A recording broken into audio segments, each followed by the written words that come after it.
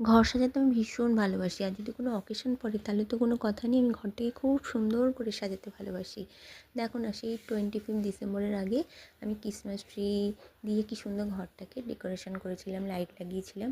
আর এত দিন হয়ে গেছে সেগুলো আমি এখনও খুলিনি, কারণ আমার ভীষণ ভালো লাগে এই ঘরটার মধ্যে যখন সন্ধ্যেবেলায় ঢুকে লাইটটা জ্বালাতাম না, ঘরটা অন্যরকম লাগতো। এগুলো তো ধুলো পড়ে যাচ্ছে, তো এগুলোকে তুলে রেখে দেওয়ার জন্য আজকে খুললাম, আবার সে 1 বছর বাদে বার করব। আর ঘরটাকেও একটু ডাস্টিং করে নিয়েছিলাম। আর আজকে না, রেয়ার জন্য মিশো থেকে একটা পার্সেল এসেছিল। লন্ড্রি স্টোরের যে বাস্কেটগুলো হয় না, সেটা একটা রেয়ার জন্য অর্ডার দিয়েছিলাম। আসলে ওর খেলনাগুলো না চারিদিকে ছড়িয়ে ছিটিয়ে থাকে, কখনো গামলায় কখনো কৌটোয়, সেই জন্য ওইগুলোকে একটা বড় জায়গায় রাখার জন্য আমি এই বাস্কেটটাকে অর্ডার দিয়েছিলাম। এটা মিশোতে দিয়েছিলাম, এটা খুব রিজনেবল প্রাইস আর দেখতেও খুব সুন্দর।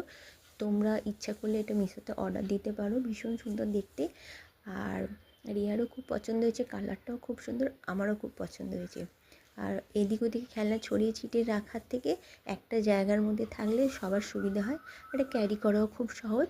আর তোমরা দেখতেই পাচ্ছ রিয়া কি উৎসাহের সঙ্গে খেলনাগুলোকে মানে বাস্কেটের মধ্যে ঢালছে।